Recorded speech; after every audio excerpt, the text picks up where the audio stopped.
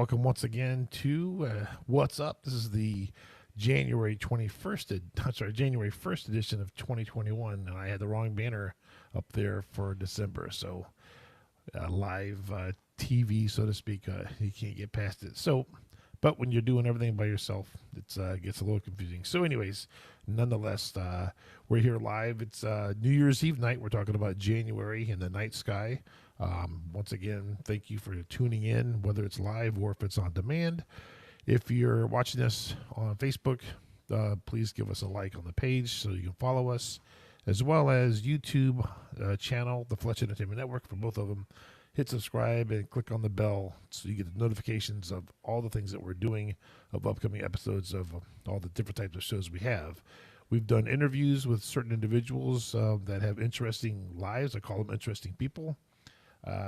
We've done this show here is edition 2 of this, as well as my mind's a blank right now.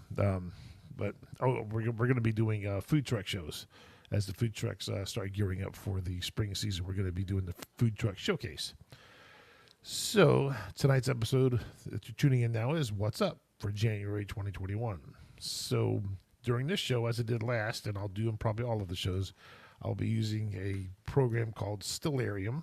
If you're familiar with it, I have it right here, and I'll bring it up bigger when we start using it. It's a free program for just about every platform you can think of, and it really is nice to see just about practically anything you can think of, and things you would never even thought you would think of wanting to see at any time in history, future or past. If you think you know when the Star of David, Bethlehem star thing they call that the Christmas star was, that planet conjunction, you can go back to that date and time and see how that all went from that longitude and latitude and everything in the Middle East. So it's a really neat program. We do a lot with it. So I use that as a tool to help show you the things that we'll be looking at and highlighting for the month that we're in, which of course this one is the January 2021. So when we last left you in December, it was the end of the month, Christmas week, and it was the Christmas stars we talked about, which basically was Jupiter and Saturn on that Monday the 21st, right on top of each other. And the day before, a little bit left, the day before, a little bit right. The planets do move fairly quickly, as you can tell if you've been out watching it at all. I know we've had a lot of cloudy skies here in our area, in the Southwest Ohio area, but some people can get some nice looks at it. But you've seen they've moved quite a bit, and they're actually getting lower in the sky, and pretty soon coming up, you won't be able to see both of them, and then eventually either one of them. So the first day I've highlighted here, basically the beginning of the month in January, and what I want to look at for that, let me bring it up here and then go to it. So right here is January 10th of 2021. So that's in about 10 days from tomorrow. It's about 5:46 in the evening, really low to the southwest. And here we got Jupiter, Mercury, and Saturn. Mercury is starting to make its appearance. This is interesting because Mercury is not only visible for short periods of time, a couple times a year, because it's so close to the sun. The sun goes down and it follows it, or it comes up before the sun, but it's so close to it, you just have a few, hour and a half to 2 hours sometimes at the most, and that's when it's at its elongation, to be able to actually see Mercury. It is naked eye visible if you got a really clear skies, especially in the morning, because stars don't show up against that twilight backdrop like the planets will. But binoculars certainly will help, and I'll show you that right now. If I click on a binocular view this is a 10 by 50 binocular view that I have on this program. It'll show you. I got to click on something, so I'll click on Mercury. And boom, you can see here's Jupiter, here's Mercury, and there's Saturn. And those are forming a little nice triangle. Really nice and visible in binoculars. Definitely naked eye visible, but just not quite as good. So if you have a pair of binoculars, that'd be great. But if not, it's no problem. You can still see these things, with naked eyes. So that's good. That's the 10th at about 5:46. We're looking at here. Let me see. I think on that night, Jupiter is shining at what's revealed to as negative 1.9. Negative 1.9 is, I should say, the scale on how bright they are. Negative 8 is about a real brightness on some of these planets and stuff. So The bigger the negative number, the brighter the planet or star is. And Mercury is a negative zero point 0.9, where Jupiter is a negative 1.9. Saturn is a positive 0.6. You can see how faint Saturn was. And this could be the last day you'll see Saturn and Jupiter in this at that late, because it looks like the dynamic duo is going to start being taken by the horizon. Saturn obviously going down first. So this might be the last time you get to catch them this time around. But it's a beautiful sight, and as you, let me see, we'll look at this a little bit and advance the days a little bit just to see. If we go to the 11th, you can see how Jupiter and Saturn are going down. Mercury's coming up. So Mercury, as you keep going, and it starts getting higher and higher, and it doesn't get too bright because it's such a small planet, and it's got the sun, So, but you can see if we go a little darker into the evening, this is about 6 o'clock, 3 minutes after 6 or so. Now all of a sudden, Mercury is getting a little brighter. So there will be times where, as you get into it, where Mercury is going to be at its brightest, and I think I'll get into that here in a little bit. So let me get back to this screen here, and I'm going to get to my notes on the. That's let me see here what I have here about Saturn's going to disappear first, followed by Jupiter. I talked about them leaving. By about mid-month, you'll see Jupiter won't be able to be seen in the evening sky anymore. So we're going to lose Saturn here short in a few days, and Jupiter will be with us, getting closer and closer to the horizon. By mid-month, it'll be gone for now. So on the January 11th, I have Venus, which has been really beautiful in the morning. If you guys are morning people at all, which I typically get up pretty early for work, Venus has been out there shining beautifully for a while. It's been pretty spectacular. It's going to be coming to the end of that morning beautifulness, but there's some pretty neat thing coming up here on the 11th. So let me get back. Where's my mouse? Here we go. Get back onto Venus. We're going to go to the 11th, and we are going to, let me get this to the 10th, because I'm going to go through the midnight here, change to the 11th automatically, get over here, and I believe it's going to be sometime around the 7 o'clock hour that Venus, here we go. So just about 7 o'clock in the morning. Yeah, let me take it back. Yeah, 7 o'clock's going to be pretty good. You got to, again, this is another low to the horizon look, but it'll get higher, but you can see the sun's coming up. So, maybe 7, I don't know if 7:30 is going to be too much or not. I would start looking before that, just in case. But what you're going to see here is Venus looking nice and bright, and the moon is a thin crescent. So it's going to look like a thumbnail. It's just that little white thing, and you'll probably be able to see the circumference of the moon in there, but it'd be a pretty neat look at it. Naked eye for sure. Binoculars would be great, but you really don't need them for this. But that's a really nice look. And, then one day before, where my day's at, one day after the moon's, the moon moves all really quick. So it's something you just got to catch that day. So if you're lucky enough on the 11th in the morning to catch that with your morning coffee, if you're not going to work, or if you're at work, step outside between 7 and 7:30, maybe between 7 and 7:15. See if you catch Venus and the crescent moon. Really nice on the 11th of January. So, and then we are looking at, let me see here, January 20th. We're going to, let me get you there on the Stellarium. Again, this program is Stellarium. It's available for free download, practically any platform, like I had said, for Windows, Linux, Unix, Unix-based Linux, that is, Ubuntu, Mac, iOS, your phone, iOS and Android, I believe. I wouldn't have it on Android because it's not really, it's better for a desktop or a laptop, but they do have it for there. So, so looking at January 20th, and we're going to the nighttime on the 20th. So let me get back to the 19th, and we're going to go back. I to the 21st and go backwards here to get to the 20th. Yikes, I went too fast here. So this is the night where we were going to be watching I believe. This is pretty late in the month, though. So what we're looking for, there's Moon and there's Mars. And you'll see the Uranus is up there. You're not going to see it naked eye. It's too far out. It's one of the really big outer planets, if you will. So no chance of seeing that. Even with binoculars, we'll click on Mars and take a look at binoculars. And Uranus is right there, but you're 10 by 50. You know, I shouldn't say, you're just going to really have to know what you're looking at to have that really show up. It's, what is it? It's negative. See if I can find out what its current magnitude at that point is. Reading all that jargon, it's in there somewhere.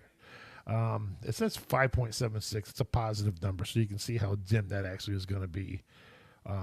So it's probably not practical, even though this program is showing it. It's kind of showing you where it is, not necessarily if you're going to really be able to see it with the sky, that condition and stuff. But Mars for sure. Obviously, Mars. Look at that as a negative, or as a 0.22. Its absolute magnitude is a negative 1.5. So Mars, you'll see in the Moon, really nice and bright, but it's only half, which is nice. It's not a full moon. Full moon makes it a lot harder to see things close to it, and it just kind of blankets your night sky with the brightness of the moon. But again, the terminator of the moon, like we talked about last month, being able to view that through telescope or binoculars, you can see really nice. Telescope will give you a much better look, obviously, but binoculars are beautiful. There's a lot of fun with binoculars, and they're a lot cheaper than telescopes. You know, for good ones, that is. You don't want to buy department store telescopes. You'll end up really... A lot of people want to get into astronomy. They get a bad telescope, and it just makes them want to not do it anymore. And it's just because they got a bad scope. So if you're into astronomy, you can shoot me a message, and I will point you in the right direction on good scopes to get, just to make sure that you don't buy something that you're going to be disappointed with. So let me get back to putting me back on screen with this here. The next thing we were going to talk about is Mercury again, but we're going into the month, into the 24th. So let me get up to the 24th, and I believe this is going to be getting Mercury from still down here. Here we go. It's like 6:30. 6:30 should be a good time. You can see where it's at there. Let me see. So let me back up here. Yeah, the sun's going down. So right around 6 o'clock, you may be able to step out. You might be able to get Mercury right away if it's clear. But if it's clear and you can't see it, just keep looking. It'll show up first, much brighter than anything else. This is, I think, let me double check my notes here. I think this is the greatest elongation, which means this is the farthest it is from the sun. After this day, it'll actually start being farther back towards the horizon. It won't rise as far because it's so close to the sun. This is the best it'll get. So hopefully we get really nice skies to the southwest, especially on the 24th, wherever you are. Hopefully you do. And 21st to the 28th, you should see Mercury start fairly easily if you look to the west-southwest. And need an obstructed horizon about 30 minutes after sunset. It's about 10 degrees above the horizon for observers at around latitude 40, which we're latitude 39. So those are some really nice planetary looks at things. Some of the same constellations we talked about last month. Let me get into the night sky a little bit here. Let me kill this right here. Those are, get rid of that. Okay. Those are, I'm going to bring you up full screen again. Those are out and about. There's where Mars was. And then there's your Orion. And coming after Orion, obviously, was your, where's it at here? I'm losing get the moon on that night. I know we had, maybe I get turned around. I think I have it turned off, but inside the Orion is the Orion Nebula, obviously. And there it is. Subaru, which is called actually, why can't I think of that name? It'll come to me in a second. It's amazing. I can't think of that name. It is. If you know that name, shoot it to me. Wait. But basically that was we looked at last month, coming ahead of Orion, and I just can't remember Pleiades. Thank you, man. Bad one. So the Pleiades is way up high. So that's, you get a really nice look at that. As a matter of fact, I could click in that area and give you a look. Really beautiful. When it's from the top of the sky, you're looking through a thin layer of the atmosphere. You're going to get a really nice look at it. So you can pop over to that from Mars fairly easily. And then you got the moon over here. Let's see how bad the moon is that day. You'll see the Pleiades for sure. The moon is about 3/4 full, but you'll still see the Pleiades for sure. And much other things. It's not so bad. Just there'll be an area right around the moon that you just won't see a whole lot especially when it's full. So, but if you change your date by 4 or 5 days either direction, that's still going to be up there, and you'll see everything else very nicely. So the last thing I want to leave you with, something I have a lot of fun doing myself, and we talked about it last time, are the International Space Station observations. I've mapped out 2 times this month, one in the morning and one in the evening, for the morning people and the evening people, or the third shifters, as you call yourself, to really see a good look at the International Space Station. So the first one is going to be Saturday, January 9th. That's 1 week and 2 days from now. It's negative 3.5. That's really bright. It's going to be 6 o'clock, about 10, almost at 6:07 in the morning, really high up. So let's go to our Stellarium, and we will go to our, let me get all that off the screen if I can, get so lucky to do so. That's one of the things that's fun sometimes, is to clear. There we go. So go to my date and time over here, which is right here. And I want it to be Saturday, January 9th. So I'll come back to the 9th. Doom, doom, doom. And we are going to make that at 6 o'clock in the morning, 6:07. And I had some seconds on there. They got it down to the seconds. 6:07, 45 seconds at a.m. in the south. So come to the south. Let me scoot in a little bit here and get that off there. And we hit play. And you see, then there it is. It's really high up in the sky, moving right down there. I'll click on it. I'll tell you, Crew Dragon 1, the International Space Station. Nice. And you'll be able to watch that for as long as it goes. It's, when you know what you're looking at, it's just so fun. It's nice and bright. Looks like it's like a really good looking bright star, but it's traveling almost. It's definitely not a plane. It's not blinking. No red and green lights on the wings. So there is the first time a really good look. There's other times, but it's just not good on how high it is or how good the brightness is. This is a really good brightness. So the next one is going to be Wednesday, January 20th, in the evening at 6:52 southwest. This is 65 degrees up. This one here we're looking at, it's 50 degrees up. So the next one, you might want to get a chair out so you don't fall over looking almost straight up. So let's get to our date and change it to the 20th, which we go here, and we're talking 18, right? I believe that's what it says. 52. Okay, gotta click the mouse like crazy to get to 52. And we are looking at southwest, 65 degrees up. So is that it right there? That's it. Crew Dragon. So it's going to go, for you, we watched this for a number of minutes. So 65 degrees up is where is how high it's going to get. It starts off in the low to the horizon on this one. And this one looks like it's heading more towards the northwest. So if we speed up by a minute or so, you can see where that thing's going to go. There it is. Look at that. It's just going to motor right across. I kind of, jumped time by a minute there. So, two really good looks at the International Space Station. Saturday, January 9th at 6:07 in the morning. Look to the south, about 50 degrees up, pretty far up.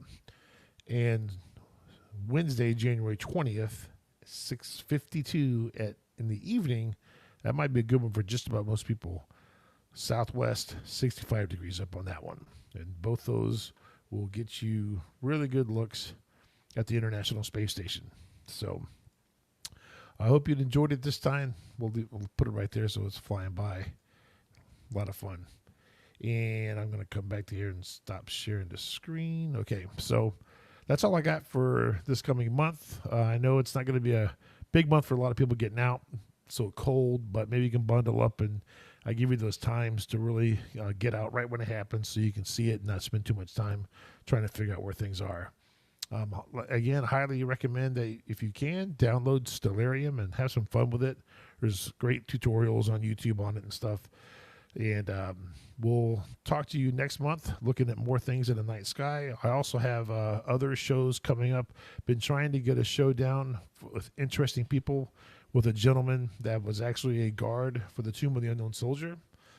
We were going to do it the other day, but we had some connection issues. We couldn't get a really good, clean connection, audio and visual, so we postponed it. We're going to try to do it again this coming Sunday. So stay tuned for that. Tomorrow morning at 10 o'clock right here is 1 hour later. It's normally at 9. We're doing it at 10 because it is New Year's Eve. We want to sleep in. We will be doing our college football show. And I want to, Dan Renfro, I'm going to give you a little shout out. Thank you for saying good show. I appreciate it. And I wanted to click that. So, anyways, college football show. Obviously, it's the bowl games and the semifinals are tomorrow. Me and Randy. Randy's an Alabama fan. I'm a Buckeye fan. They're both in the Final Four, so that happened perfectly. If they play each other in the final game, that'd be even better. So we'll break it all down for you tomorrow, and then, of course, the game's tomorrow, and we'll take it from there. So 10 o'clock right here on Facebook and YouTube, the College Football Corner with Randy and myself this coming Sunday. Hopefully, put a prayer out for us so we can get the show in with Daniel being the guard for the Tomb of the Unknown Soldier. And then we're going to start hopefully doing some food truck shows. I'm really excited about getting some people, food trucks showcased here so we can, because I don't know about you, but I think a lot of people are really into the food truck thing. It's kind of neat. And to find out where people are making, and a lot of those places got some really, really good, tasty food. So we want to showcase them so we can bring them to you to help you find out where they are and how good they are. And in order to do that, we have to eat. So, So anyways, I got to learn how to end the show. So that's it for now. I will put this up, and this will be on for on demand, and we'll see you next time. Thanks a lot for tuning in.